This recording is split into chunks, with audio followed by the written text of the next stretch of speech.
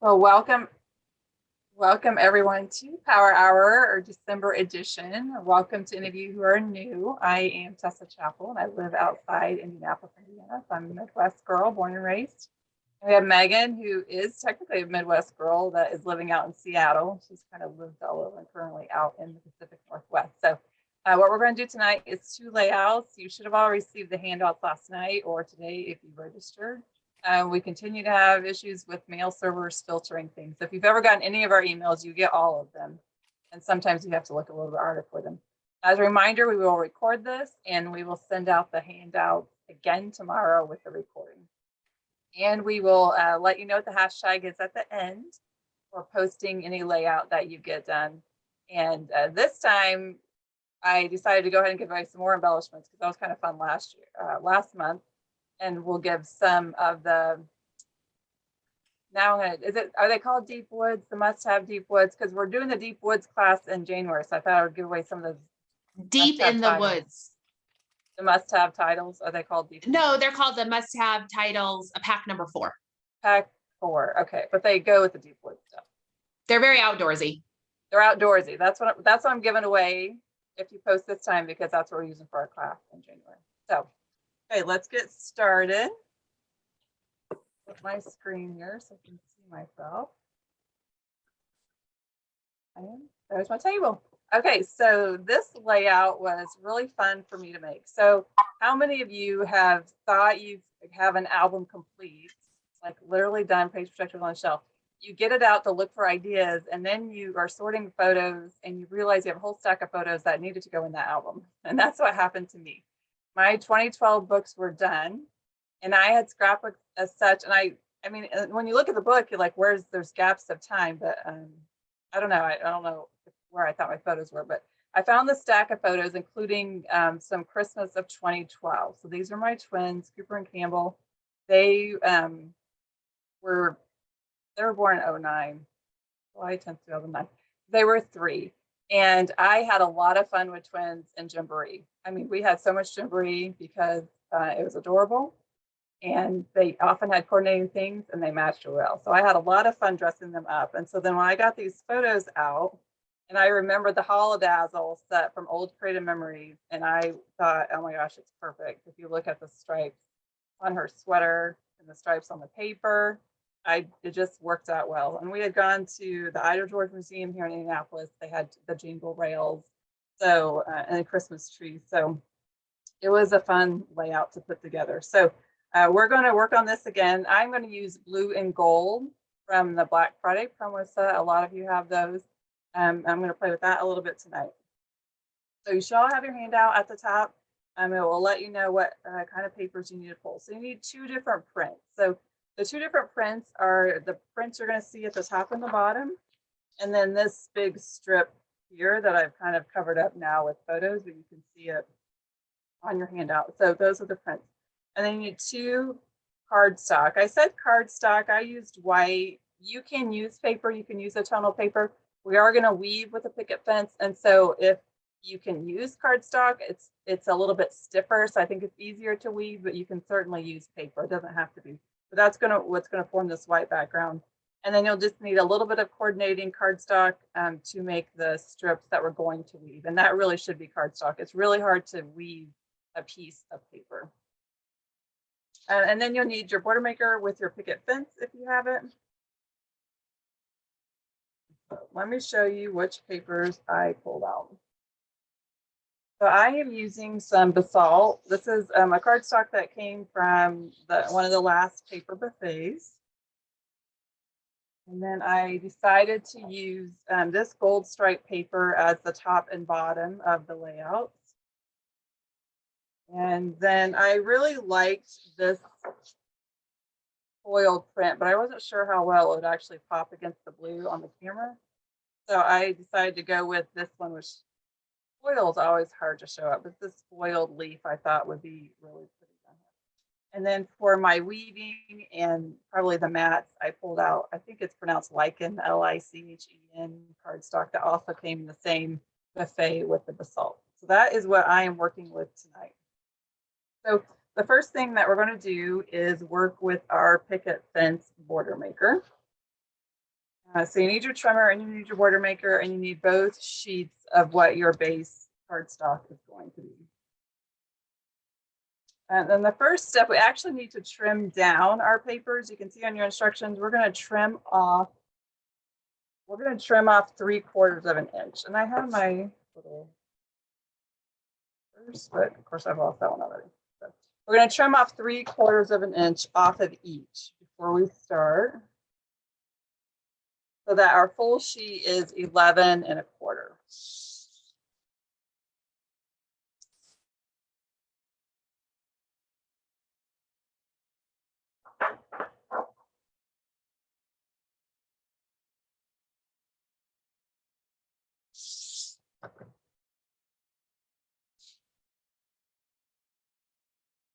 And then I need to grab my picket fence border maker. It comes with all of them. So if you have the border maker system, you should have the picket fence.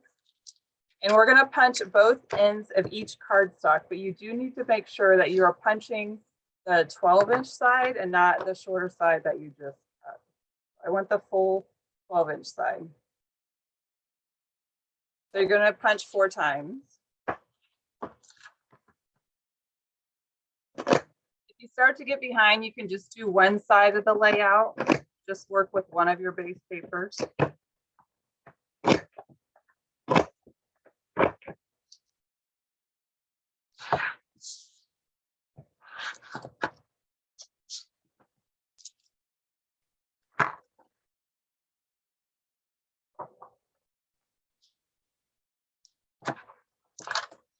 I noticed in this paper buffet, the cardstock is actually thinner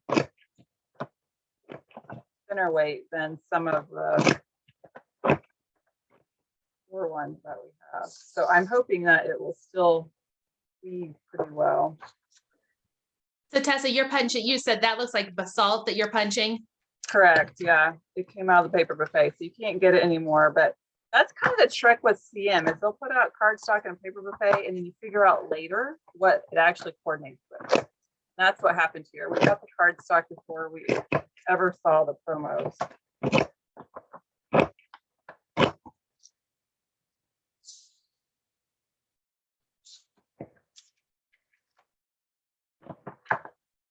And Megan, I don't know if that paper buffet sold out. Part of me wonders if we'll see some of it in the last chance sale tomorrow, because we saw the other buffet Monday. I'm kind of wondering that too. I wouldn't be surprised if we might see some of those colors again. Because the only one I think that sold out was the parakeet shimmer. And that was kind of an odd one that they had in there anyway. So we'll see tomorrow. Okay, so I have my 2 picket fences cut, and I'm going to set those to the side, and I'm going to grab, so you need to grab your prints. I'm going to start with the one that's going to go down the page. And so on my layout, this is the print that I've mostly covered. So I'm choosing this print right now. This is my foliage one, and I just want a 6-inch section.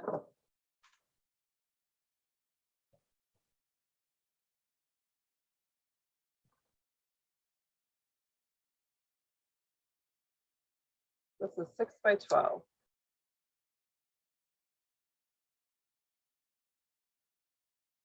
And while I have my trimmer out, I'm going to go ahead and cut the 2-inch strips of the other print.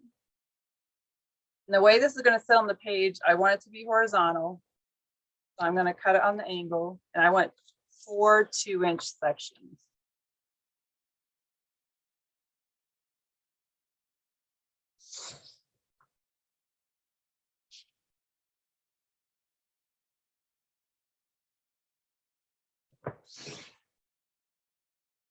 I didn't even realize foil was such a trend until CM kept coming out with all this foiled stuff, telling us what everyone wanted. And like, I didn't know I wanted it. I didn't know everyone wanted it. It's just like, it became the promo over and over. Okay. And then if you want to go ahead, since you have your trimmer, you can trim the 2 5/8 inch. And I actually need 4 of them also if you're doing your 2-page layout now. At least you need 2 if you're working along just with 1 page. So 5/8 up here, 1/2 inch is 4, go over 1 more to 5.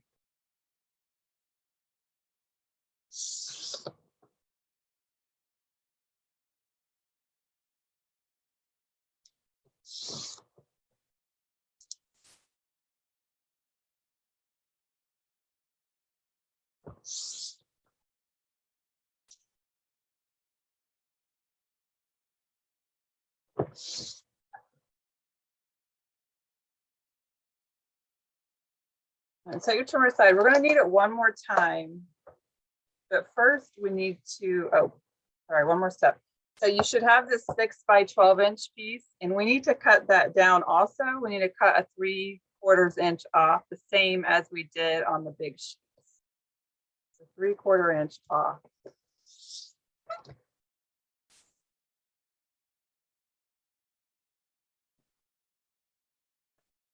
So this is 6 by 11 1/4, and I'm going to punch both ends with the picket fence.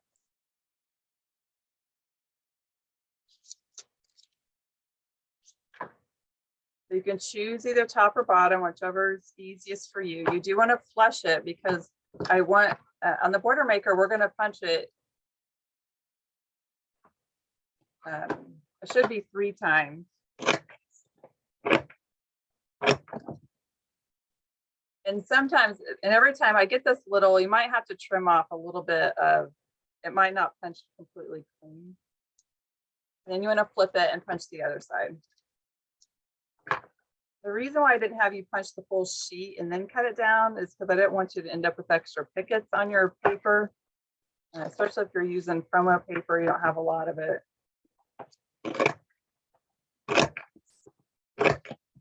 Really cut it down to that. So I'm done with my picket now. Myself another little cleanup.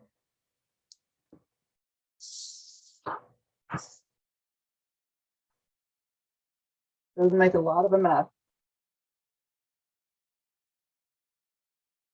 And then one last time with the trimmer, I need to cut this in half. And so I want it to be a clean cut. 3 inches should be right between your picket. It's more important, I think, that you cut straight down your picket than looking at your 3 inches. So once you kind of know which set of pickets you're cutting between at 3 inches, center up that line down the dot of your trimmer. You can always use a sight guide if you aren't sure. So that you kind of get that clean angle on your picket edge.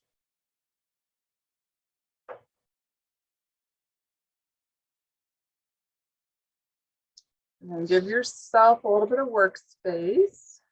I'm going to put this together.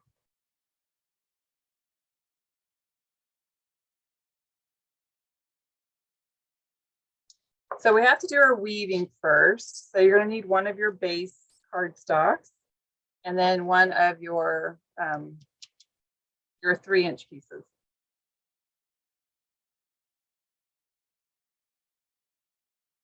And I wrote on the directions, so you were aligning it with the 5th slot.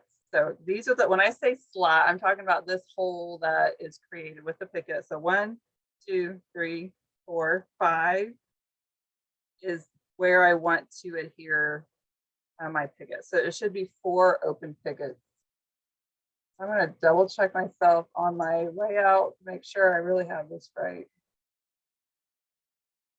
Yeah, 4 open pickets. Now you do want to go ahead and adhere this, and you want them to overlap as much as possible, or else it will shift around when you're weaving. And so for me, I line it up on my mat, and then once I kind of hold it, and then I throw some tape underneath it, give it some stability while I weave.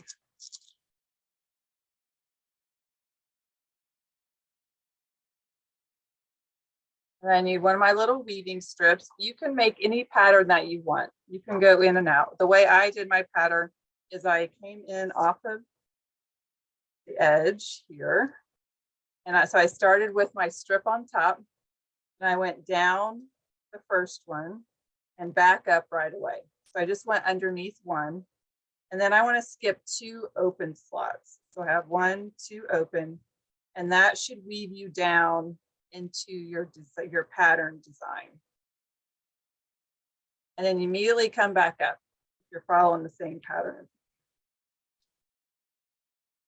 And I usually just try to slide it along, guide it a little bit. I think there is a little bit of a technique to weaving. Easier for me to push it along if you're using a thick enough cardstock. And kind of help it come back up. If you don't have nails, you might want to grab your multi-purpose tool.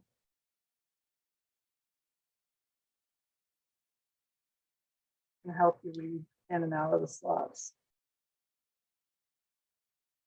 So under 1, over 2, or whatever you like.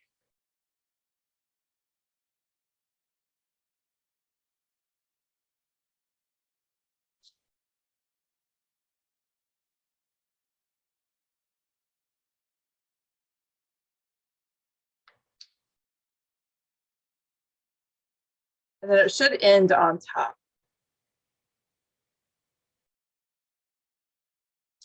I'm going to go ahead and weave the top. And I know that sometimes some of you are slower at weaving than me. So I'm just going to do one side of the layout. If you're kind of slow at it, just do one side. You can do the other side later.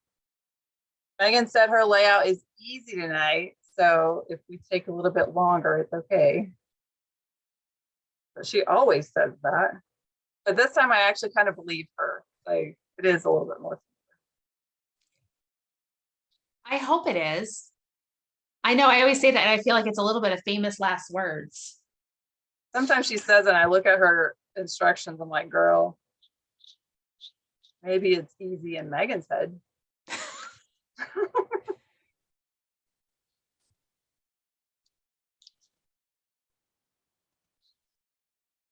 Yeah, this is weaving pretty well. Sometimes I don't weave this well, but I think having both be cardstock makes things a little easier.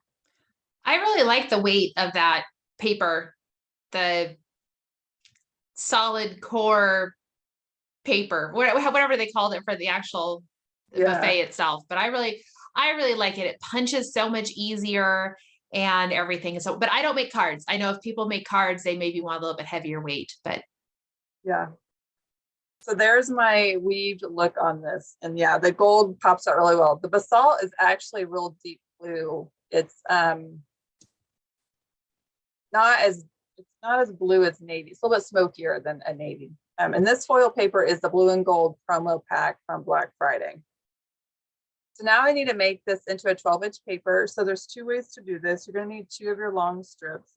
Some people like to work from the top down, and some people like to work from the bottom up.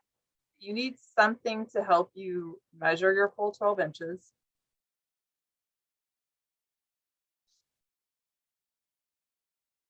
When you have your top and bottom, and you're going to center this on top, and the points of your pickets are basically going to hit the 1/2 inch mark. So I gave you 2 inches, so you have a generous section to layer, but also because when you put your tape down, depending on if you got your weave large enough, you can see that you can still sometimes see a little bit through your slot. So I wanted to give you space to adhere down there in case you're worried about your tape showing through. I think it's easier for me to actually go from the bottom up. So I'm going to turn mine over and go backwards.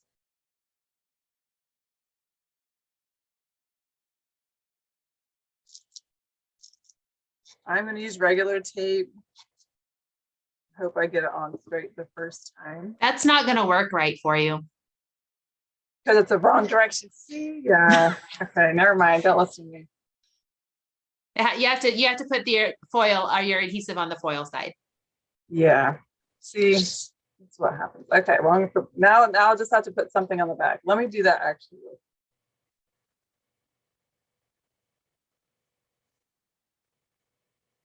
This is, let me cover up my adhesive. It just gives you all time to finish your weave, right? Because if I don't cover this adhesive, now I'm going to stick to my board. You know, when I was making this, I actually had the same thought. I think when I made it, I went from the top down. I just don't like doing it that way. So if you hear the wrong side, just cover up your tape. Never know the difference. Okay, there we go. We'll go this way. Tape on the top. I don't love putting tape on the foil either because it tends to pull up.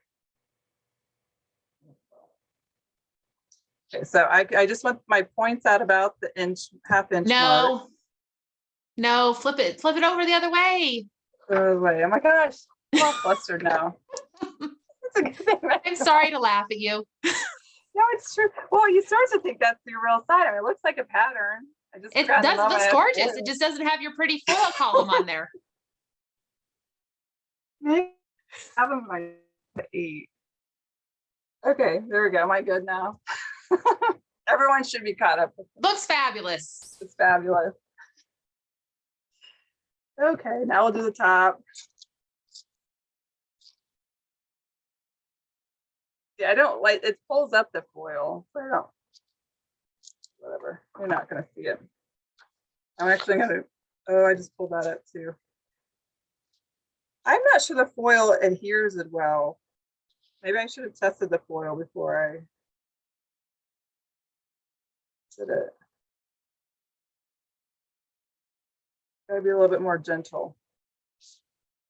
Is anybody else using foil?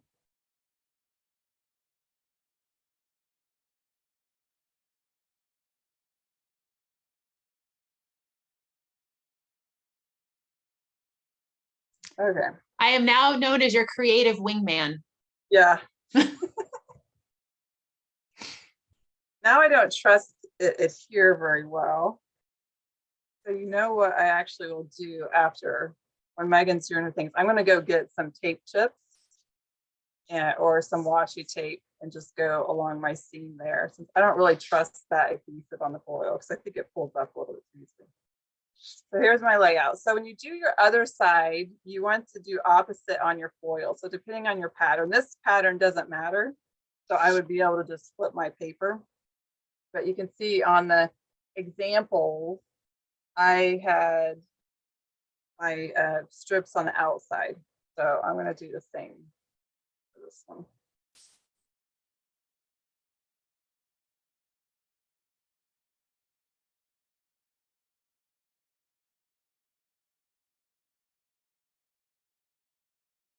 I don't know if I have time to weave the whole thing, so I'm going to lay it out here. You can see them side by side.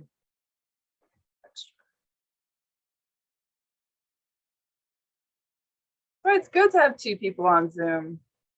But surely someone in the audience would have spoke up after, right? You were just quicker. Some of you saw what I was about to do. I'm sure it's a little bit, they just want to see how long it's going to take you to figure out that you did it wrong. Yeah. I was at first, I had to I'm not sure this is going to work out so well. As like, what does she know that I don't? I know. Sometimes, well, going backwards too, the colors all look fine. I just forgot I had the foil there. So this is how it will look when I get both sides done. I think it's probably best if I do this when I'm not talking. So I'll finish this side when Megan's working.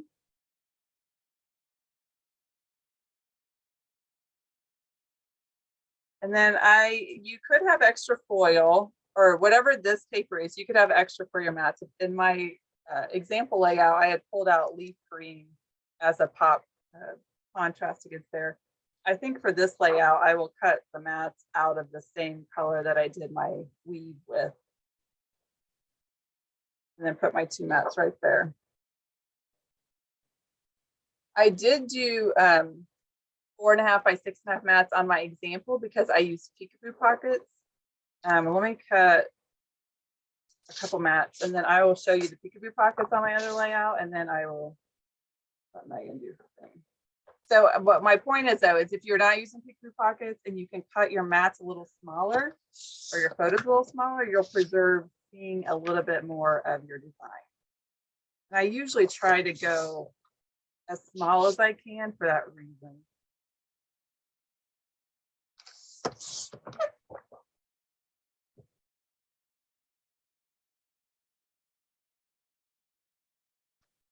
If you do the 4.5 by 6.5, they will fit perfectly within. It doesn't leave you a lot coming out of it. And then if it would be really pretty as a 4-page layout, because then you kind of preserve some of this. Or if you want to do smaller photos, you can do circular or whatever. But for these layouts, you know, because I was fitting them into an album that was already complete, and I'm not always as generous with old photos. I was like, you know what, I'm getting them all on this 2-page layout. And so I went through, I have peekaboo pockets for all of them. So this one, the only reason why this one's not 4x6 is because I'd already cut it. I had this one printed and it was on a layout in my book. It was like the only picture I had. These 2 pictures were all I had in that layout. I don't know how they all got so separated. And so that's why she's cut down. So this one will sit here. And this one will sit here. This one will sit here. And this one will sit here. And so then this will flap this way. And then these will flap like this. And then this one will flap open. You know, when they're little, sometimes it's hard for me to give up some of the expressions, you know, and especially knowing now, like, Campbell can't seem to be around Cooper. And look, she's like giving him a hug, you know, saying he's pulling her arm, just reminiscent. Remember when you liked each other? And then this was one of my best friends, her 2 boys too, which of course now they're all big. So keep all of those. So that I got 1, 2, 3, 4, 5, 6, 7, 8, 9, 10, 11, 12, 13, 14 photos on my 2-page layout. So we'll see if anybody can top that tomorrow. I won't be able to. I don't have photos. Well, let's see if you could top that. Let's see what kind of mistakes we can catch Meggan making. Okay, well, I'm not sure about that. All right, so I guess, let's see here. All right, hello everyone. Thank you for joining us for December. I'm Meggan Jax. It's great to see you all on here. I'm gonna switch over to my layout now. I gotta find myself though. Hold on.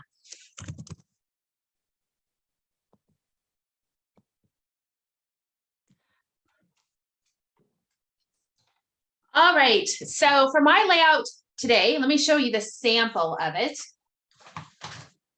I am going to be using the Candy Cane Lane papers for my demo tonight, but for my example, I ended up using the Spring Cottage.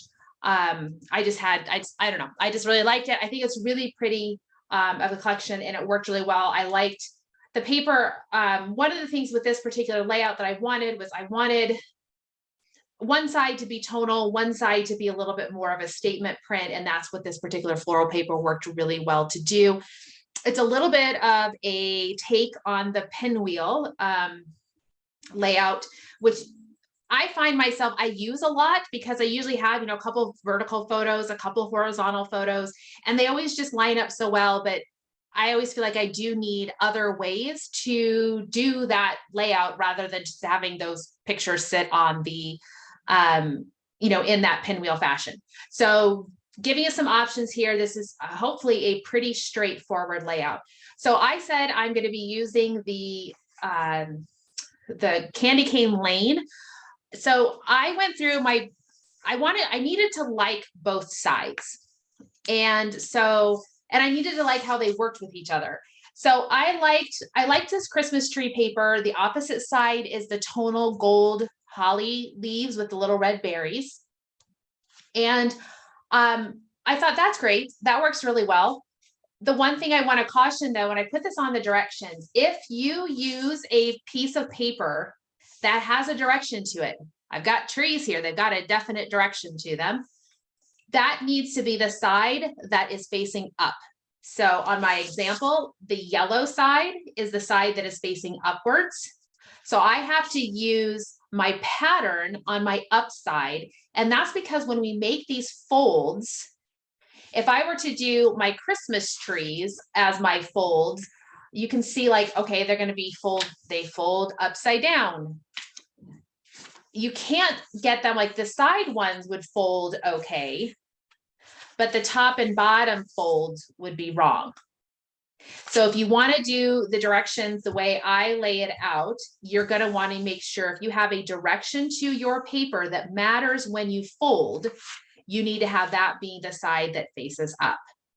So I've got my top paper figured out. I'm going to do the fold with the gold coming across on the back.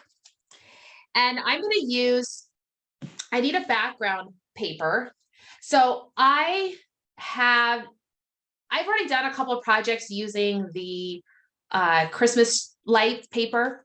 I showed it in the Creative Life Scrapbooking 12 Holidays. I was day number 2, and I used that paper. So I had a little bit left over from another project. So I'm either going to use this piece here, and I'm just going to cut strips that I'll go all the way around my cardstock base, because I don't have a full sheet. That's like Tessa said, we've got limited ability with these promo papers because we can't just order a second set of them super easy. So I've got to make the everything stretch as far as I can. So I'm either going to have it show up with the Christmas lights. You can kind of imagine how that's going to look. Looks pretty good. Or I will go ahead and once I put my border on, I might think that that's too much. If it is, I will switch over to use this tonal side, but I'm still going to put it on a piece of dark green cardstock. And you also need 2 12-inch lengths of border. We end up cutting those in half. I pre-made my border because I didn't want to take the time to do that. So I'm using the new, the quarter quilted circles borders, or the border punch that came out, and that's going to peek out once I fold my papers back. So I will get that all figured out in there. But I went ahead and I'll talk a little bit more how I made these when we get to that point of the layout. But I just wanted to show you, I ended up using Firecracker Shimmer and that quilted circles border punch. So you would just need to have 2 12-inch lengths of border. It could be however detailed. You could use stickers, you could use laser cut borders. If you use laser cut borders and you only have 2 or 1 12-inch strip, use 2 different laser cut borders. You can mix and match them. And so that's definitely an option there to do. The next thing that I want to talk about, the other supply that you're going to need, besides your trimmer, is you're either going to need to have your scoring blade or you're going to need to have your multi-purpose tool. And I'm going to use the multi-purpose tool with this, and I'll explain why when I'm actually doing it. And you'll need a ruler. If you use the multi-purpose tool, you're going to need a ruler. So if you don't have a ruler, when it comes to doing the fold, you could probably try to fold it by hand, or you could use your scoring blade, but I'm going to stick with using the ruler and the multi-purpose tool. All right, so that kind of talks about the things we're going to be using for the layout. So the first thing I need to do, step number 1, is I need to trim down my top piece of paper here so that it is 11.5 inches square. So I'm going to trim off a 1/2 inch off of 2 sides. So I'll trim, and I'll rotate 90 degrees and trim one more time.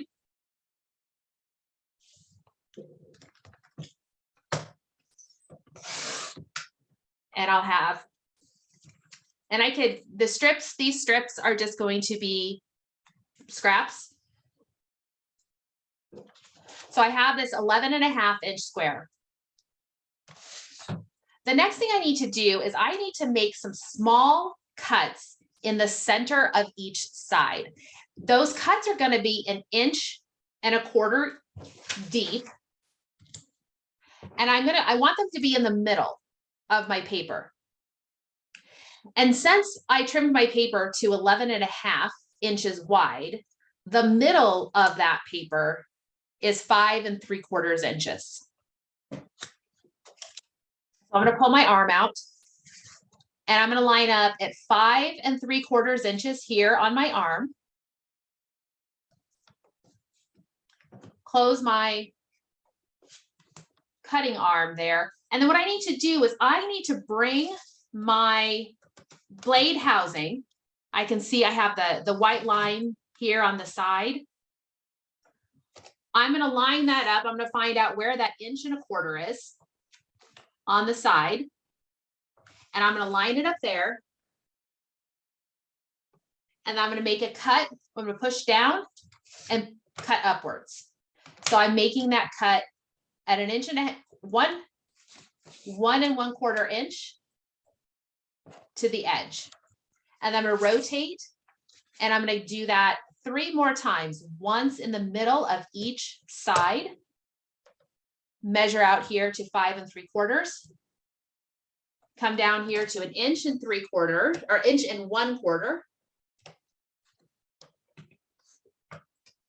And cut.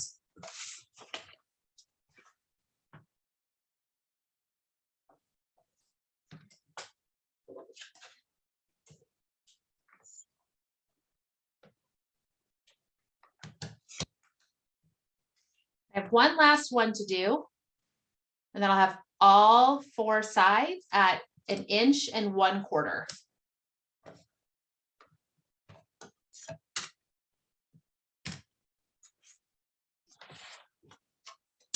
So now all of my edges. So Barbara, you definitely could cut at the top and the bottom. You could, if you wanted to, make your cuts at the top and the bottom. You would need to come down at 1 1/4 inches. And then from the bottom, you would want to come up, start at 10 1/4 inch and go all the way down. No, that's not right. That's why I didn't. That's, Barbara, I'm going to tell you, that's exactly why I didn't do it, because it involved a lot more math. Because you're going to have to make sure you come back 1 1/4 inch, which on this particular thing was going to be back to 10 1/4. And just when I wrote the directions, it was easier just to tell you to cut and rotate 3 times than it was to lay out what that second measurement is to cut from the bottom. So the reason I did it that way was just more easier to explain than it was to give you 2 sets of measurements. And my luck, I would mess up one of them. In front of everyone, I'm sure. Yes, in front of everyone. And it just saves space too on the handout. So yeah, I mean, normally, yes. The math part doesn't get to be too tricky, but it does rely on me saying the right numbers at the right time.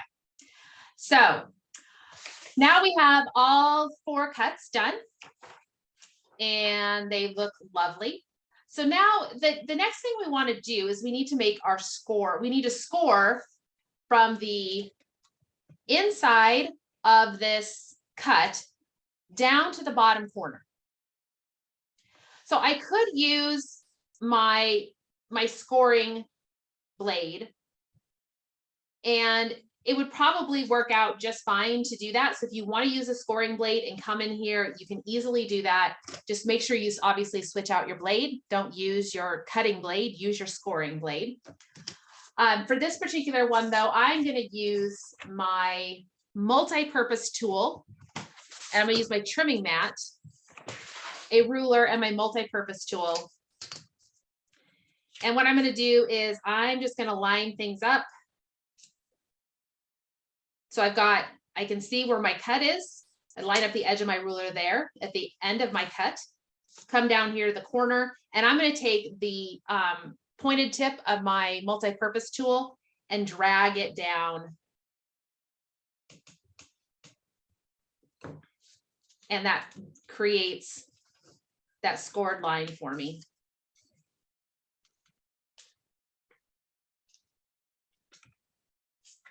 And then I'll rotate and do the same. So when you're working with the cut on the right edge of your paper, you'll always just you'll score from the middle to the bottom.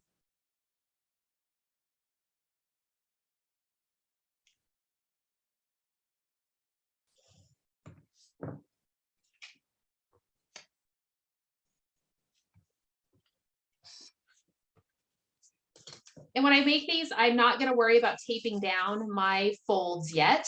In fact, I really won't want to tape them down too much until I get my photos on there to make sure that I can get my mats underneath that fold.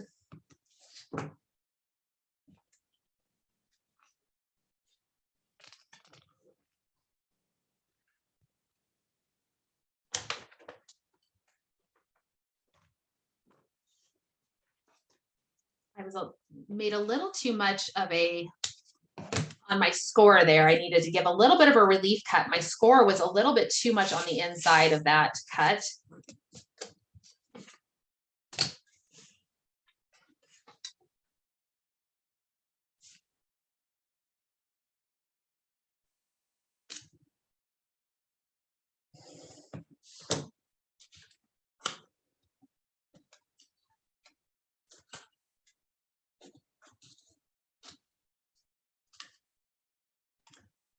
And as much as you can, just make sure you try to get points, that pointed look on your folds. We can see there now we have all 4 of those folds done. So that's the hardest part of the layout. The next thing I want to do is I need to make a decision here, because like I said before, when I first was talking about this, I'm not sure whether I'm going to use the lights paper or if I'm going to use the other side. I could just use cardstock. I certainly could just use cardstock. And the reason I'm not is because I've got my laser, or my border detail that I created here is already using some cardstock. And so I thought it would be nice to be able to use the tonal paper with it.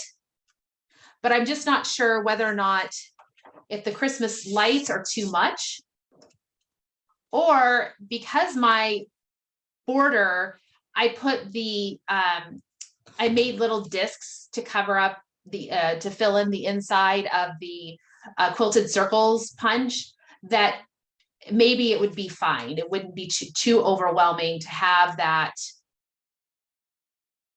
behind there. So let me kind of do a quick imaginary dry fit here for us and see. I think I'm going to go with the tonal side. I really like that Christmas tree paper, but I think it's just a little too much. I think that, or the Christmas lights, I think the tonal paper is going to be fine. Yeah, I'm going to use the tonal green paper. It works really well with this, the quilted circles border, because it's got a lot of that triangular and square detail. It's got like a quilted pattern to it, to this tonal. So definitely we'll use the tonal there. Okay, so now what I have to do here, because I do not have enough of this to do the whole sheet. I have 6 inches of it. I can see here of 6 inches. I am going to cut this into 4 1/2 strips. That will get, I can get 4 1/2 strips out of a 6-inch piece. My cuts here are going to be right at that 1.5 inches. I'm going to come in right to this very edge, but it should work out fine. That's why one of the reasons I'm using the green tonal piece here, or the green cardstock, is because it'll blend it. So I'm going to make some 1.5 or 1.5 strips.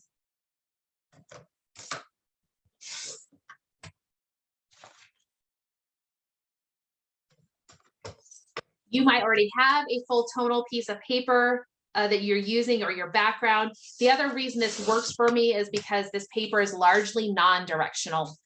So I'll be able to adhere this on the outside edges and it'll be fine. When I put this on, I'm gonna have to do, I'm gonna put the strips on all straight. They will overlap each other. And then what I'll do is I'll come in with a pair of scissors and do a quick, with my scissors, and just do a quick mitered cut there. And that should work out just fine. So I'll stick with using repositionable tape. And I'm not going to adhere. I'm only going to put adhesive in the center section, because I want to be able to lift up these and make that cut with my scissors.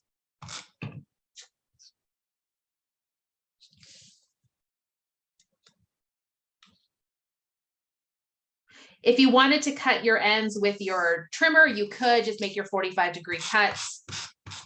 I for somehow always seem to mess that up. So I'm just going to do the quick one with the scissors. This may not be a step you even have to do if you have a sheet, a full sheet of cardstock or the a tonal paper. My example, the one I made with the spring cottage, I had a full background page for it, so I didn't worry about having to do, or if you wanted to, you certainly could do it instead of, you know, to do that so that you have save some paper.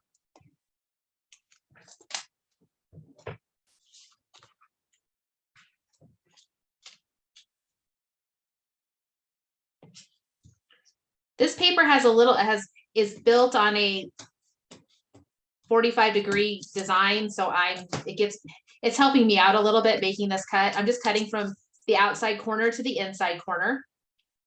And then once I do that, I'll put down some adhesive and I'll have a nice mitered edge.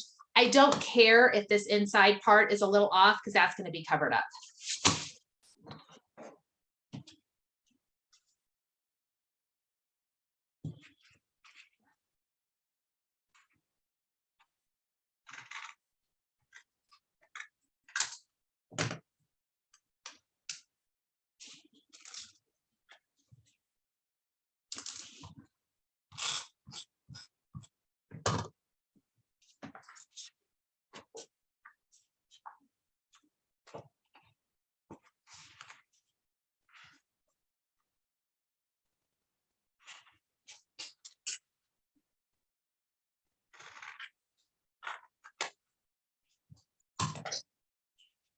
And this is another area where using the dark green cardstock that blends so well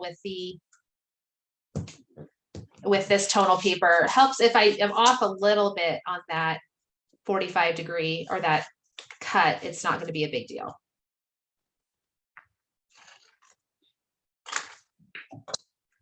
So this last cut, and then I'll be able to adhere the pinwheel. So now here, the next step I need to do is I'm going to go ahead and I'm going to put some adhesive kind of just a little bit more in the middle of the background. So just kind of get it in place. I want to get things in this kind of overall put on here, and then I'll worry about sliding in my border pieces behind the layout. I'll be able to lift things up and adhere it down once I get the border pieces put into place. I'm going to be about 1/4 inch all the way around. Should be about what it is, because we cut it to 11.5 inches. So I can see a little bit, I can see my green coming through. So if I had had more space, I would have probably gone to, I would have gone with 2 inches to make those strips. But that green isn't going to be a big deal.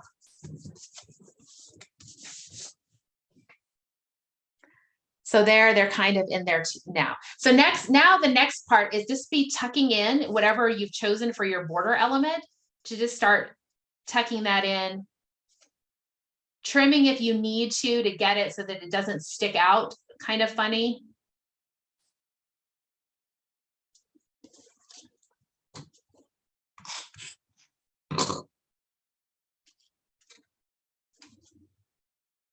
And it'll really just depend on what element, whether it's a sticker, whether it's a punch, or what it is that you're going to be using.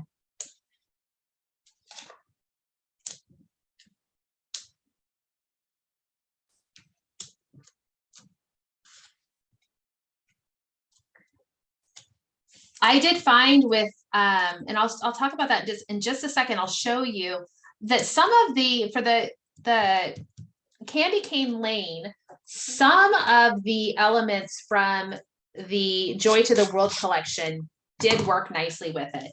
There's the gold. You can see that we have the gold as a carryover, the gold that's in the candy cane lane. You know, we have the gold also in the Joy to the World, which makes it nice because you have additional stickers and things you can choose from. The red that is in candy cane lane is a little rangier than maybe we're traditionally used to. Firecracker Shimmer looks nice. There is one piece in that Candy Cane Lane that is quite a bit of the that orangish red color. If I don't use it as part of with Candy Cane Lane, I'm going to save it for something else. I like the color. I don't know that it necessarily works with my Christmas photos, but it's a nice tonal print that will easily work into another project. So you can kind of see how it's all coming together here. That punch and that paper from the screen kind of looks like a Nordic vibe. Yes. It kind of has that a sweater pattern, like a pattern you'd see in a sweater. Yeah. So there, and I'm going to go ahead and do a little bit of taping just so you guys can see what this, as I start to put, you know, you can see that gold coming through. Oh.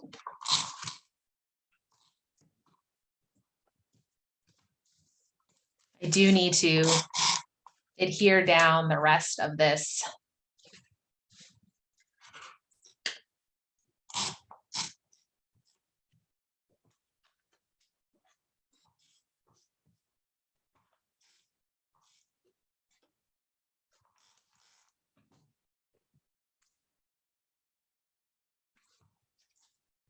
So overall, that's the layout. And then the next part would be is putting in some mats. I would definitely, for this particular layout, I would definitely use mats, or this for this particular paper, I would definitely use mats. I need a little bit of a separation between the background. Since I've got a pattern to my background, I need some separation. So what I've done is the measurements I give you in the direction, I've got these mats are trimmed to 5 1/4 wide by 4 inches tall. And they would come in as such, and they get tucked in behind these flaps. They kind of just meet up in the middle, space them how you want. Using the pattern paper in this particular case, if I keep them snug, nice here in the middle, and then I let the excess fall to the outside, it actually works in my favor that I've got some detail now in those bigger spaces to let that pattern come through.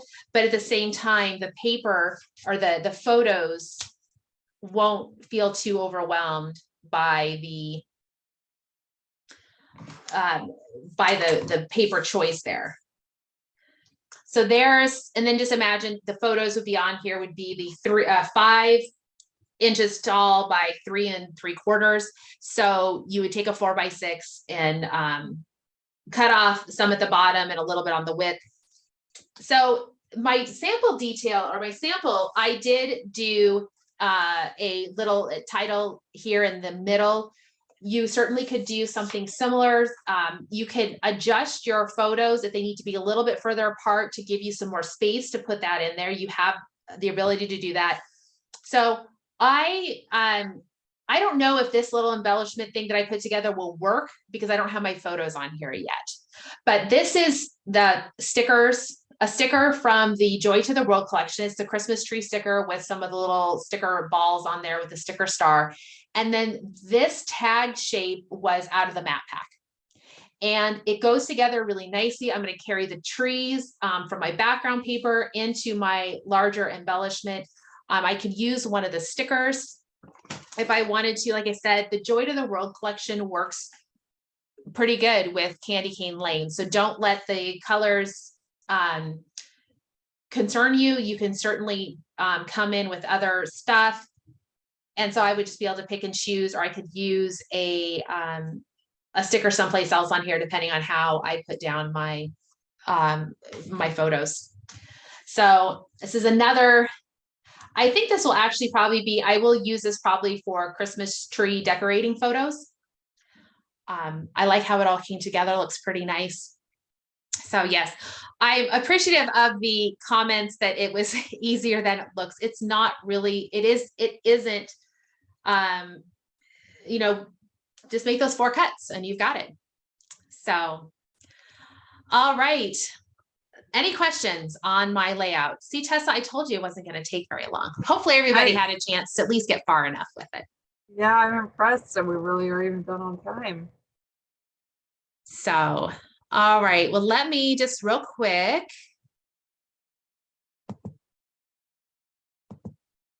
There's Tessa.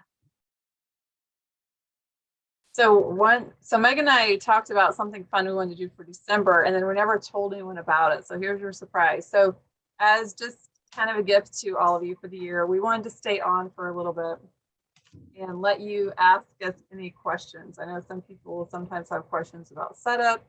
Sometimes you just have questions about us or whatever it may be. Sometimes it's fun to chat a little bit after this. So you can type it into the chat if you want, if you have a question, or unmute if you want and then mute back up.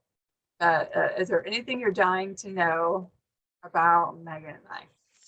I did see Maria had or Marla, I'm sorry, it scrolled back up, had a question about the mats for my layout. The mats are 5 1/4 inch by 4 inches. It is the last little box there on the directions has the size of the mats and the photos. Yeah, Meggan and I are going to get to see each other a little bit more. You know, we've met in person once, and she's coming out here for my retreat in January, and then I'm going out to her retreat in February. And the entertaining conversation between us is because we figured out that Alaska Airlines has nonstop flights between Indianapolis and Seattle, but they keep changing things. And so we keep getting cancellation emails trying to figure out when are we really flying. We don't know yet, but Meggan, is your retreat sold out? No, my retreat is not sold out. We have, there's a few spaces left. So anyone who is interested, it's in Monroe, Washington. It's at a retreat house here. So it's just a little bit north of Seattle area. So it's going to be a lot of fun. I did see a quick question about the quilted circles.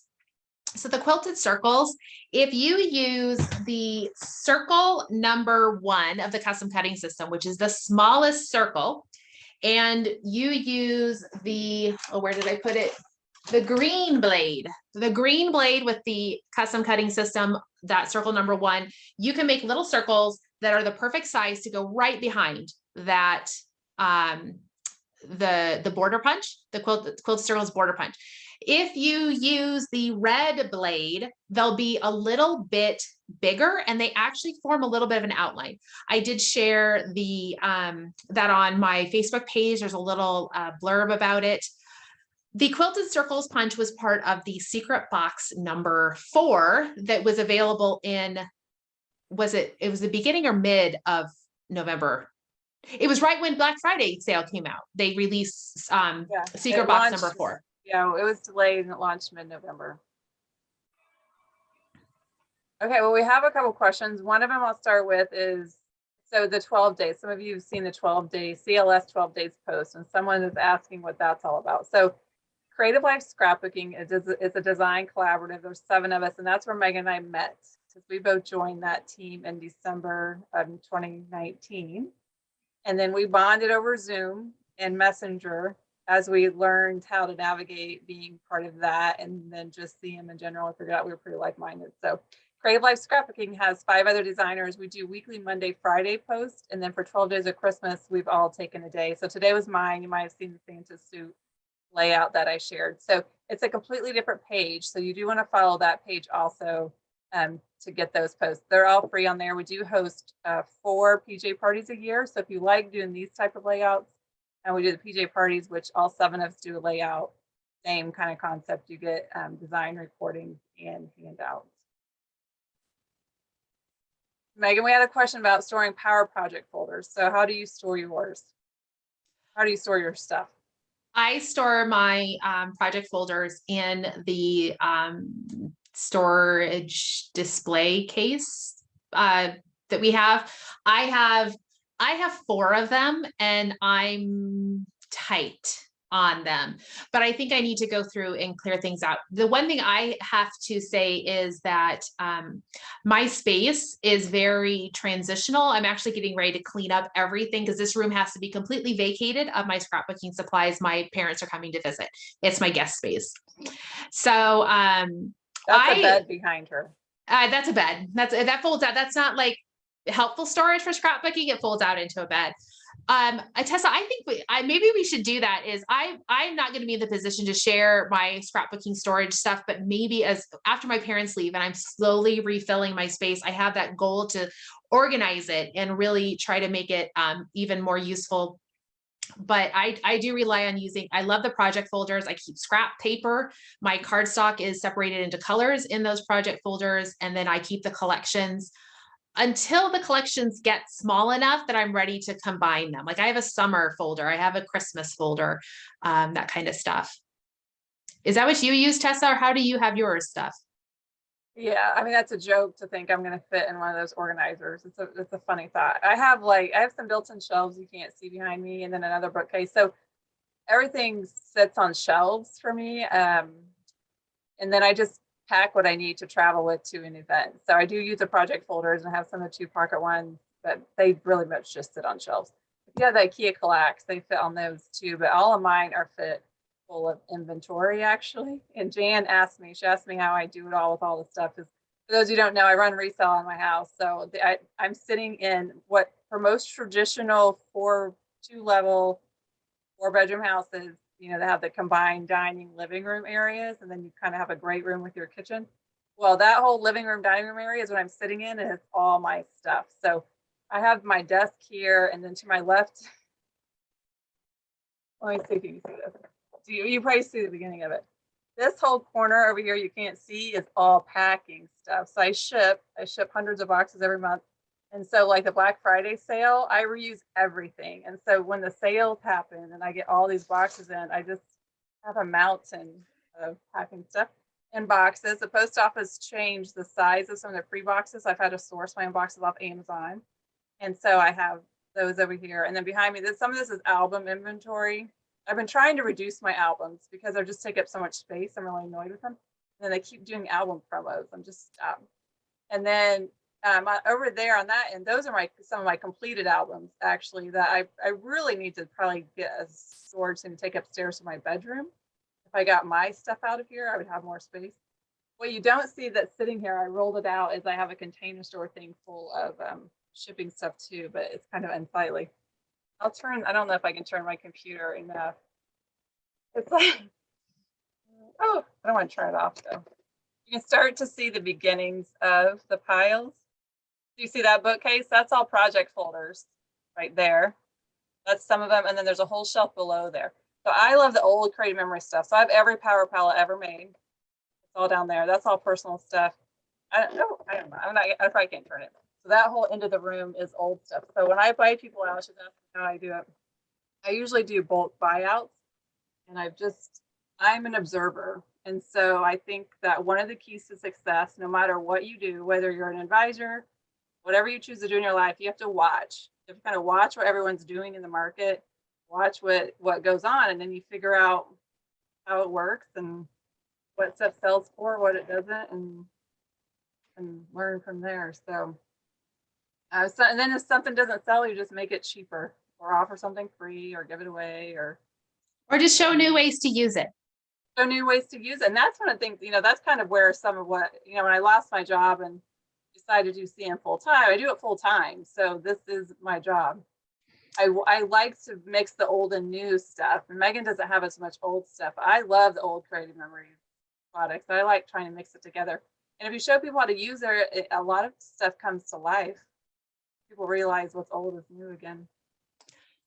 So since you were showing turning your stuff, I'll turn my laptop because somebody did ask where I store my storage and display.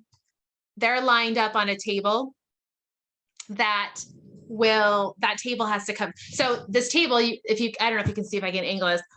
Right here are the storage and displays. It's a 4-foot table, but the 4-foot table, I have it on bed risers. So it is up high enough that I can slide my Rascog carts underneath. and that's where I store the not current punches. The current punches I have displayed in front of me. It's going to get really crazy here in the stamp and storage stuff. And those are I try to keep the current stuff here. So when I am, where we're trying to design something, that I can say, this is what I want to try first before I go into the stuff that is retired, because everybody gets a little sad when we share something is retired and you can't get it anymore. So when my parents come, I have to really, like tonight or tomorrow, I have to start hauling things upstairs to the loft. We have a loft space. And so the one thing that's the downside of being here in Seattle is I don't have the connections I had in the Arizona. When we lived in Phoenix, we knew people who did construction, and I could have had our loft area closed in. I could have had a nice big scrapbooking room. I don't know people like that here. And so the couple of quotes I got to put up, seriously, a half wall and a door, were really expensive. So I just make this work. So yeah, the biggest part of it's going to be literally for me is just hauling it up and down. I got to bribe my kids to help me with that. Yeah, it's a lot of work to do. I forgot to tell people how to tag our pages for tonight before everyone else logs off. So it's hashtag December 21 PH, and Megan will type it in the chat. So hashtag Sure, December 21 PH if you want to be. It's 2021, right? I thought we had 21 on November. Whatever November looks like, it'll just say December. So now I've probably messed them up. I think it just says 21. I tried to use 2021 because I think 21 makes it look like December 21st. I don't know. We'll see. We might have two hashtags going on. That's okay. Yeah. So tag, if you want to be entered into the drawing twice, post your layout separately. Because that's how Tessa rolls. She's going to ask me to tell her a number, and then she's going to start counting. If I remember to respond to her email. I know. I asked her that last time. And I said, give me a number between 1 and however many posts there were. And I can tell she sees it and she doesn't answer me. I'm like, I didn't see it. This isn't hard. Facebook lied. I didn't actually see it. So Sherry asked about bring back old border punches and cartridges. So I don't expect us to see necessarily border punches. I guess they've done it before, but border maker cartridges, I think it was really popular this last fall when they brought back was it 3 or 4 of them they brought back? And so I'm crossing my fingers we'll see another tool, bring back my tools or whatever. Open the ball. Sherry told me in New Orleans that they would do it again. Now, she didn't give me any clue of when or which ones. And maybe that's another question we should have in the group. Tessa is asking which ones do they like? Which ones would they like to have come back? Well, and then Hillary said something about doing a poll. I'm like, well, I could tell you. I could give you a top 10 list. All you have to do is watch the ISO post, see what everybody's looking for. Rolling Hills still is up there. The wave ones, a lot of the wave ones people want. The rose one, which was funny because it wasn't that popular at the time, but I think because they didn't rerun it. So the ones that are more popular lately, they ran twice, but then some of the ones that weren't as popular, there was only ever one run. It was before kind of this demand. And so there just is not that many out there. There are definitely border punches, some of the promo ones that people would like to see again. You have to think that I think during COVID, everything went up about 40%. So you have about 40% more people in the market trying to buy punches. They don't sell out fast because of people like me. I promise you. I do buy a lot of some of them, but they sell out because there's just so much demand in the market. Well, what other questions were rolling through there? We're talking about the tags. They're bringing up all their favorite borders, and I agree with all of them. I think it's. So how do you come up with page design? That's a good question. Oh yes. For me, I usually start with choosing a tool or a paper set. And if I'm using photos, it's usually easier for me, but sometimes I don't have photos. So sometimes I just sit and look at the punches and kind of see what pops into mind. What else does it kind of look like? It depends on what we're designing for too, because for Creative Life, we tend to use more current stuff. So you're looking through the current stuff, trying to find stuff. For PJ Party or stuff like Power Hour, I can use old stuff, so it's a little bit more freeing to do it. Now, Megan mostly works with more current stuff, so how do you decide? I can tell you that yesterday morning at 8 o'clock, I didn't know what we were doing today. Sometimes I get to be, I'm sure like many people, that your mind just isn't functioning and you just can't think, or you don't like any idea that's come popping into your head. And so I had no clue. Normally for me, I do rely a lot on new tools coming in. Let's find new ways. Let's play with these tools differently. What can we do with them? We've had the same tools for a while now. And we've had new collections that have come in. So that's great to be able to do those. So for me, a lot of times it is just figuring out what's current, what can I show people how to use. And I like to show the one for me, when I do something, I either want to have something that is showing you a technique that you can use in other ways. So maybe as a layout or a border or something that we're going to put together, but it's going to be, I'm hopefully imparting some takeaways with that you can carry with you into other projects. Or it's going to be something like tonight, which is really versatile. Just pick your photos, pick your pages or your papers that go with it. And should be a pretty universal design. I'm hoping. I honestly can't wait to see what everybody comes up with.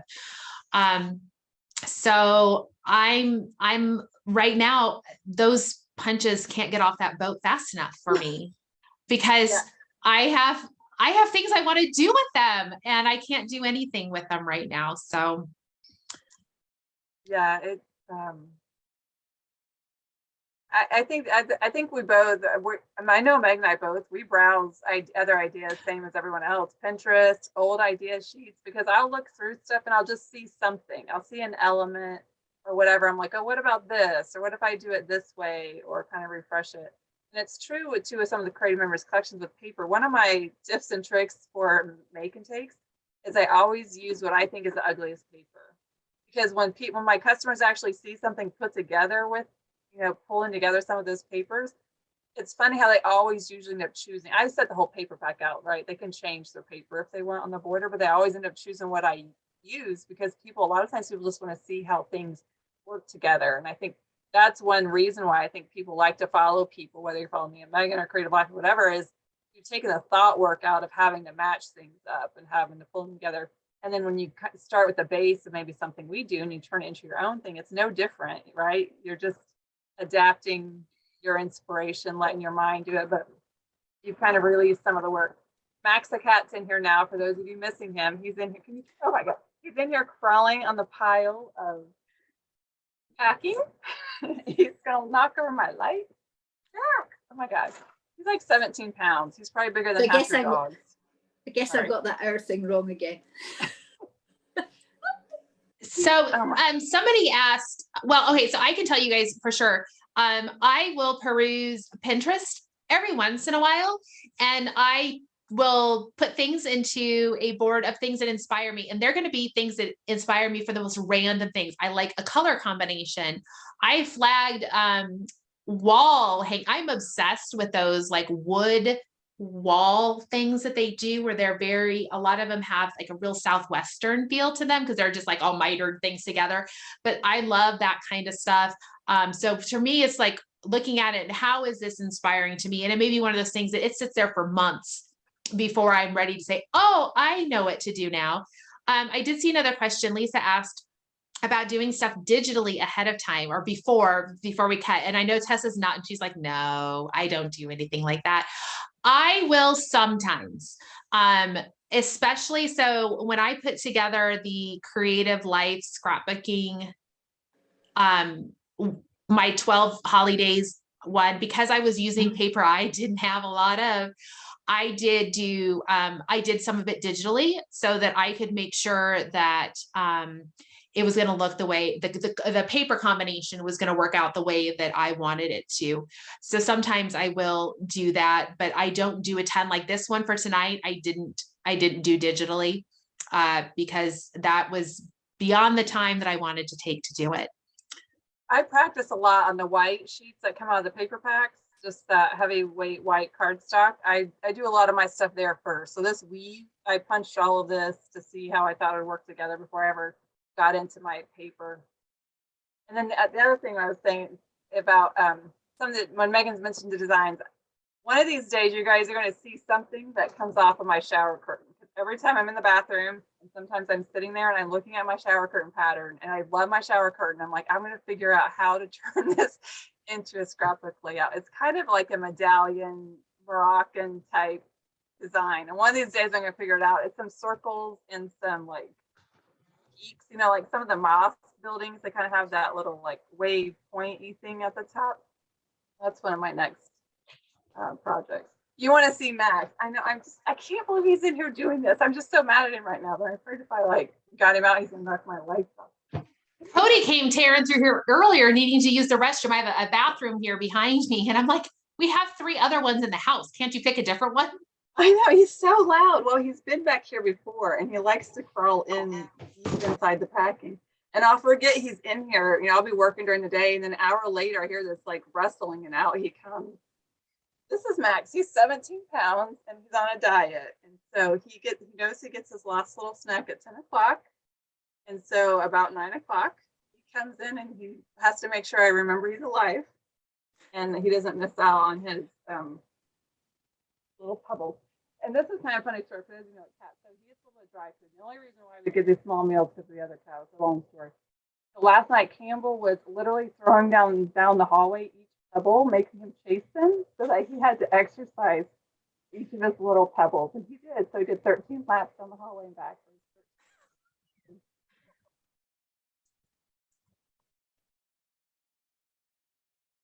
I haven't been watching the questions. I don't know what else there is. Somebody asked about the Creative Life scrapbooking and how to print the photo or the stuff. So Facebook is terrible. I'm going to tell you right now, Facebook is terrible. And when it comes to that kind of stuff.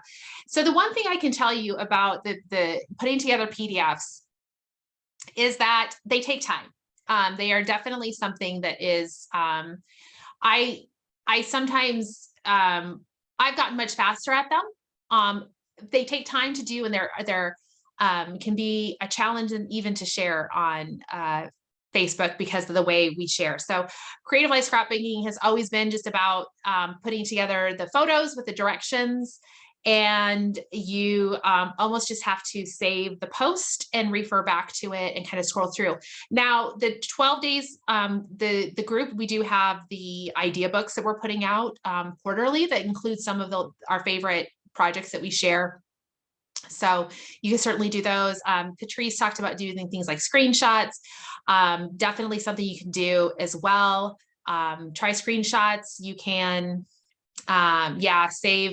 save it in various ways. Facebook will let you save a post, and you can organize them. I've done that with some recipes that people, because I like to save the photos, and then of course the post takes me to the link to the actual recipe itself, but that's something to do. So yeah, the 12-day layouts, all the ones from the CLS creative team, the 7 of us, those will be included in the Q4 idea book, which will be coming out in January sometime. I think it brings up an interesting point too, when you have to think about how much, and you guys, I know, can answer this, is how much the market has changed in 3 years. Because when Meg and I joined Creative Life, they were just doing those posts, and you know, sometimes they were doing sketches. Weren't they doing something with sketches?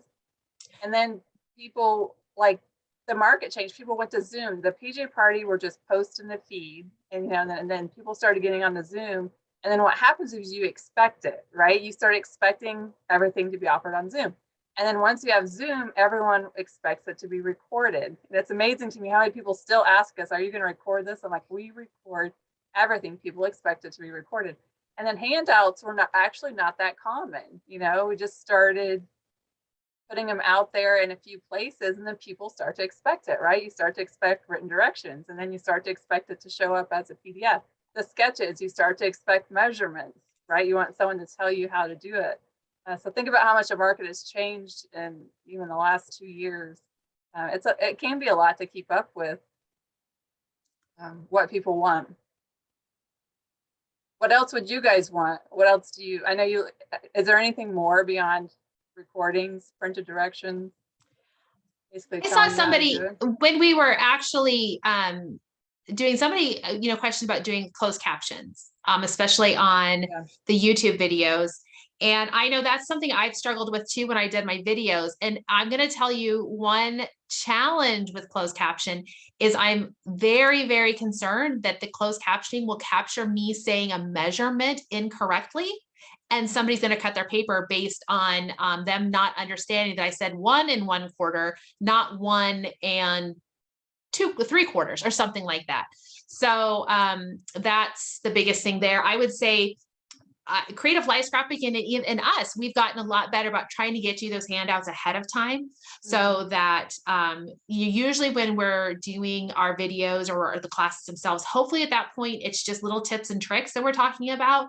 Every once in a while, we do catch a mistake that we do, and we'll tell you, hey, have a pencil, write in, it in there. But definitely during the classes is always helpful if you're able to get those things printed in advance. That's true. We used to get them out after. You didn't get them.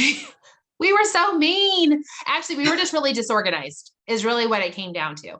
We were just trying to build, and then, well, of course, then when you're building in any kind of business, we start out on Gmail, and then we start to add people, and then we have too many people for Gmail, and then you're having to try to figure out how to send emails, and you have to figure out, you have to, figure out a form for registration, Jot form, how do you have a form that people can pay you on? And now we figure out Jot form integrates to MailChimp, and you guys sometimes have problems with emails getting getting filtered. Like I got the email registration confirmation. That's because Jot form sent it. And the Power Hour stuff comes out of MailChimp. At least MailChimp, we can look to see if you got it, did you open it, and try to help you navigate where to find it. There's a lot of little things behind the scenes that we're always trying to stay on top of and make it more streamlined. And one of the things you guys are going to see, especially if you register for Winter Frolic or Deep in the Woods, is when you register and you hit submit, it's going to take you to a confirmation page that is now on our website. And so what we will, and I think it says on there to bookmark that page. All right. So bookmark it so that you can refer back to it, add it to your calendar, all that fun stuff. The other thing you're going to know, this is something that we just figured out, because guys, we are always, every time we get an email with somebody or a message that says you're having a problem with something, we want to find out why and what can we do to fix it, to make it better so that other people don't have that same problem.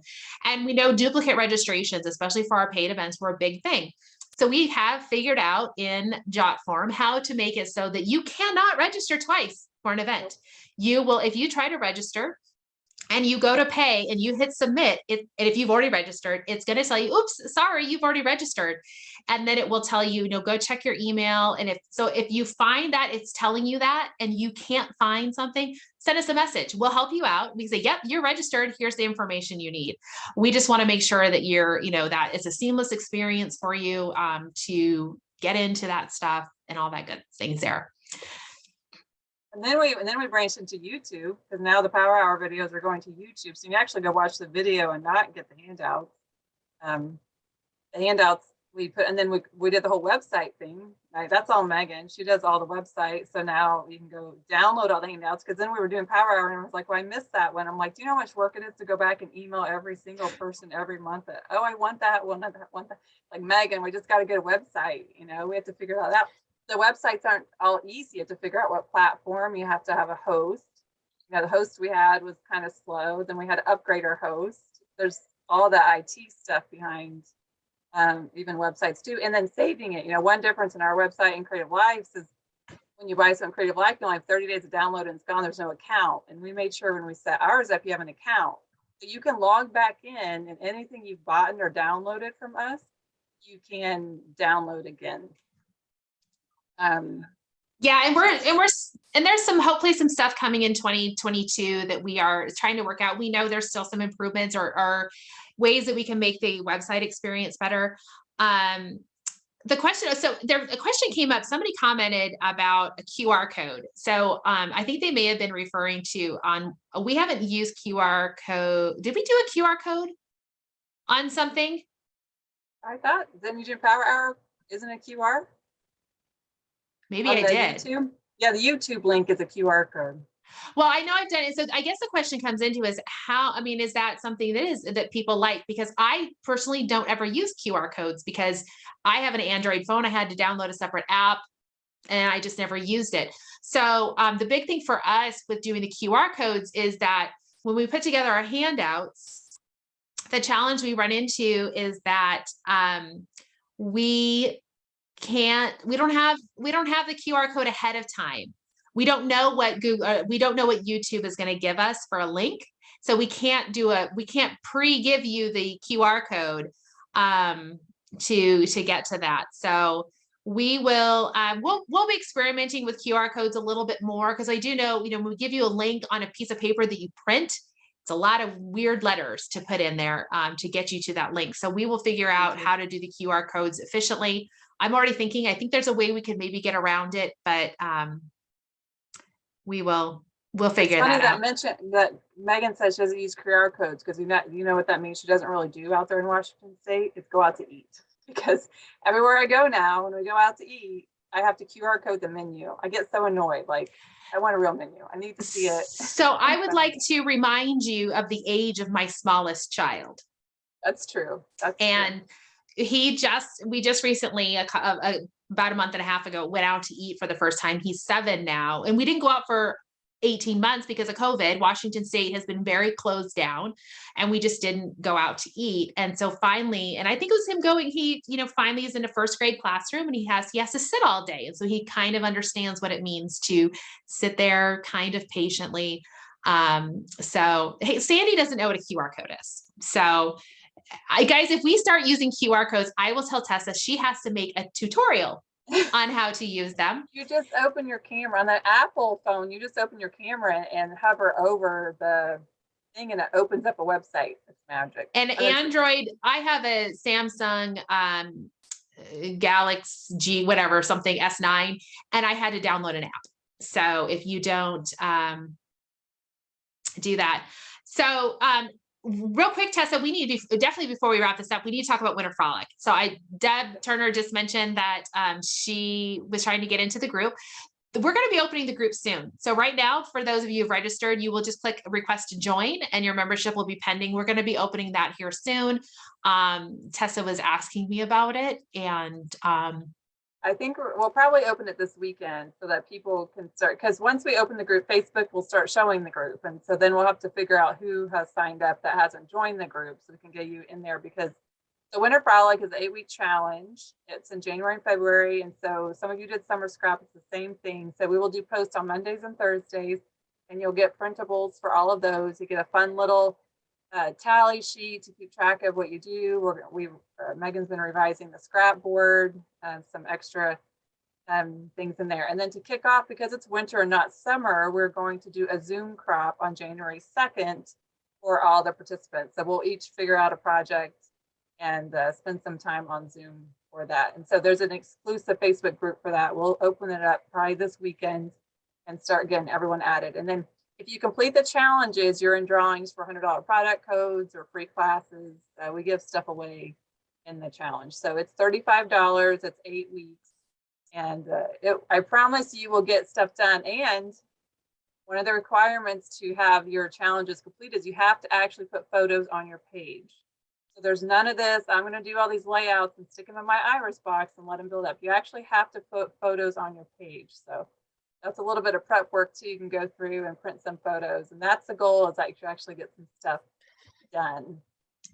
Yeah, that's my goal in the next couple of weeks. Once I really collapse down my scrapbook, I won't have as much. It won't be as easy for me to just sit down and work on creative projects, but my goal is to work on printing photos so that I have photos to work with for the projects that we put together. So the Winter Frolic is $35. That's US. And you can find it on our website, the information there. Of course, if you have questions, send us a message. We had a lot of positive feedback from summer, and we're hoping to have a great time this there. So Camille, I see you talking about, so one of the things that we will tell you, because we know not everybody wants to share their photos in the group. The group is a private group. We have people who just put Post-it notes over the faces. We have people who just flip over the photos. They don't, before they adhere them down, they just show us what the layout looks like You don't beforehand. have to have your photos on there for the challenge. You just have to have them. Yeah. They need to be on, if you want to count those layouts towards your page completion challenge, for the tally, they need to have photos, and you're the one who's verifying it. We don't check this stuff. We're not asking you to submit every single thing. One of the great things that's about the winner, the frog, is just like you guys will see every time we do a power hour, so many variations come through of everybody showing what they can do with various collections and things like that. It's the same thing for our scrap challenges. It's just a couple times a week, all of a sudden you'll start seeing things get flooded in there, and they'll say, oh, this is challenge number 1. And it's a variation or whatever works for them for their challenge number 1.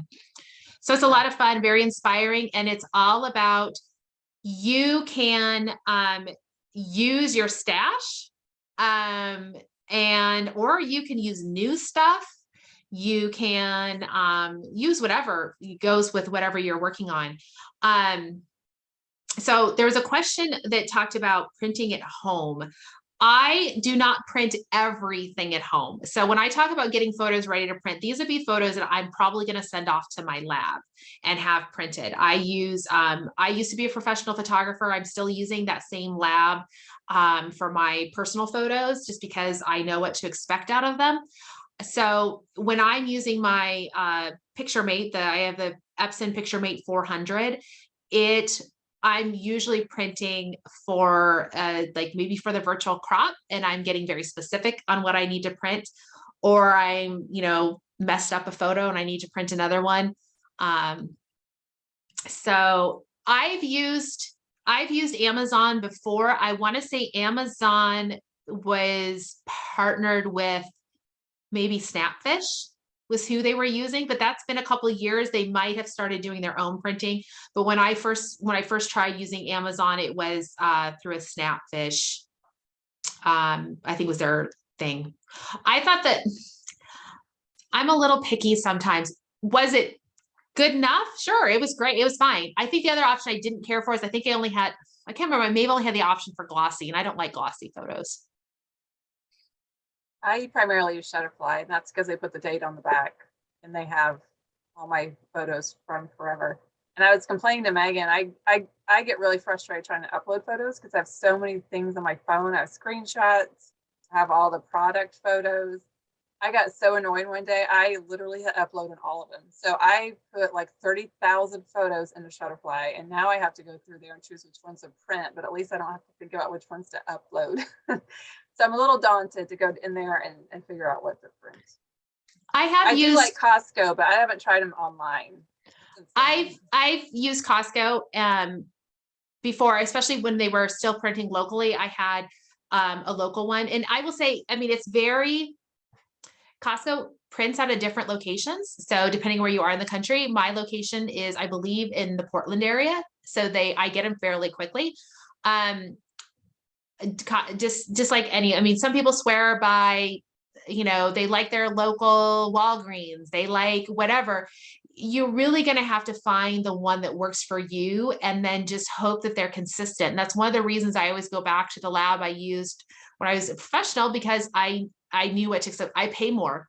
The prints aren't as cheap, but they are, I know what to expect. So I can upload 200 photos and not be worried that I'm going to get a uncalibrated machine that's going to spit back stuff that's really weird looking. So that's an option there. So for the PM400, if you guys are printing at home, the one reason that I liked the PM400 was I could, as compared to the selfie, the Canon selfie, you buy your paper and your print cartridge all as one combo pack, and it's a glossy print, and it works great. It's plug and play. You're all set to go. For the PM400, what really attracted me to it was, one, I could print bigger than a 4x6, and I can do it does 5x7s, borderless. It will print some other sizes, but it's not going to give you like an 8x10. It is still a small format printer. but I could also choose my own paper, and I like a luster or a satin, you know, so it would be what you would call a matte photo at something like Costco, you know, you're a luster or a matte. I use a paper called Ilford, Ilford Pearl, Premium Pearl, something like that. It's a matte finish. Now, the one thing to know when you're buying paper online and you're getting photo paper, the Ilford stuff is they're a long-term company. That company's been around forever. They do a lot of just even old fiber prints. They're like darkroom, black and white, color, whatever. They had it all. They have gone into regular just printer paper now, like inkjet photo stuff. But they call things differently. So if you're online and you're looking at paper, you're like, oh, I love a matte finish. I don't want glossy. I'm going to order this matte paper. That matte paper is probably going to be no shine to it at all. It is a true matte, almost like just regular printer paper. There's no sheen to it at all. So you're going to want to look for something like a luster or a satin. Those are going to be our pearl. Those are words that you're going to see. They're going to mimic a matte finish at a commercial lab, but are not going to be the absolutely no shine to it. So that works out pretty well for me. I just ordered Ilford is, I don't know, I can't seem to find the paper that I like. So I just ordered some Red River paper today. I'll let you guys know how that goes. I've heard great things about it. The price was pretty comparable, so I'm going to try it. The only downside was I didn't get free Amazon Prime shipping, so I had to pay shipping. Yes. Yeah, I'm not as picky as Megan, so I don't always love Shutterfly. I think they go through different ways of, but it sometimes I'll reprint something. Sometimes I decide I don't care, because in the end, I look at the books, it's the memory back to when I was there or whatever.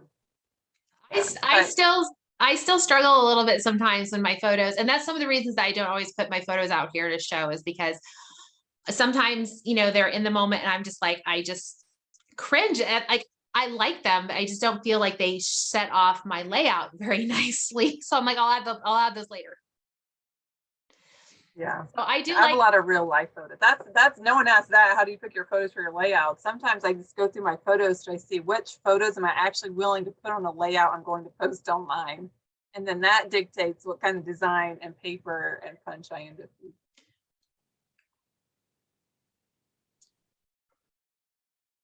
Well, that was a lot of questions. I think we covered probably most of that. I know there was people wanted to see my final layout, and I will post it, and we can flip down if you want to see it real quick. I think I don't know where my phone went. Why my phone's jumping around on here? I'm not sure. I don't know. I don't see your layout on here. Oh, there it is. I think someone was texting me, so it blinked out.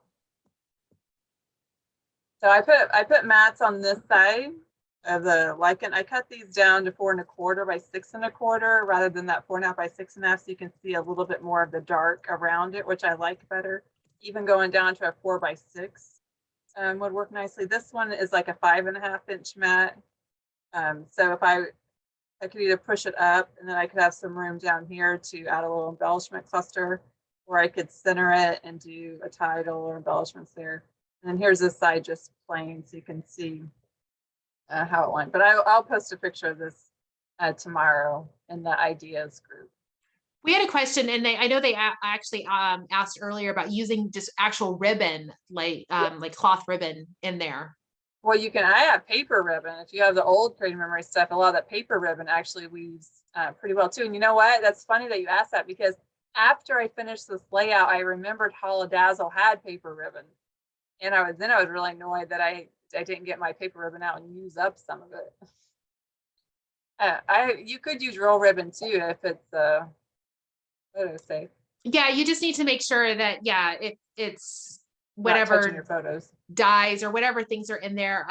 But also just making sure it's the right width if you want it to be on there.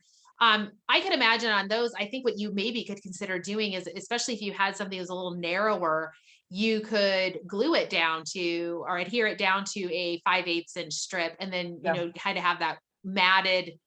We've done, I think you did that before or something, where it's like you did layered on there 2 pieces and then did the weave through or something. It may have been a summer scrap. I know I used paper ribbon. I mean, you really want a full 5/8 too. I don't like skinny weaving because then you kind of have the bare pickets. Even sometimes I wish I could get a little bit wider, but it's sometimes hard to get that. It's a little hair over 5/8 actually. You probably can't tell on the camera, but it bugs me when I can see any of the pickets. No, when people flip through my book, I know they're not really looking at the spacing of my pickets and I have to let it go, right? And sometimes it's funny too, when I do these layouts, when I see some of my photos or like, I don't care about this layout enough to do anything fancy. A lot of my personal layouts, I just, especially use the old power palettes, I just put them down, see how much room I have left. I throw in a little embellishment corner and call it done. So, and then of course the Fast to Fab. Did you guys see the Fast to Fab video I posted in the ideas group on Sunday, showing off how I do all my vacations, which have kept me busy enough with time. So, well, thank you all for joining us. That was fun. It's fun to chat. And do it again next year. And don't forget to hashtag your photos, post in my ideas group. And tomorrow we will send out the recordings in the handouts. If you don't see it, check your spam first or search our name. I think searching our names actually is sometimes a little easier because it pops it up from wherever it's hiding. All right. Thank you, everybody. It was great to see you all here. And we look forward to mark your calendars, January 11th. It's going to be here before you know it. So January 11th is the next Power Hour. And we have no idea what we're doing, but we're going to have fun. And I hope everybody has a great new year. And we'll see you all soon. Thank you. Good night. Thanks, Ladies. Thank you. Bye. Merry Thanks, Christmas. guys. Happy New Year.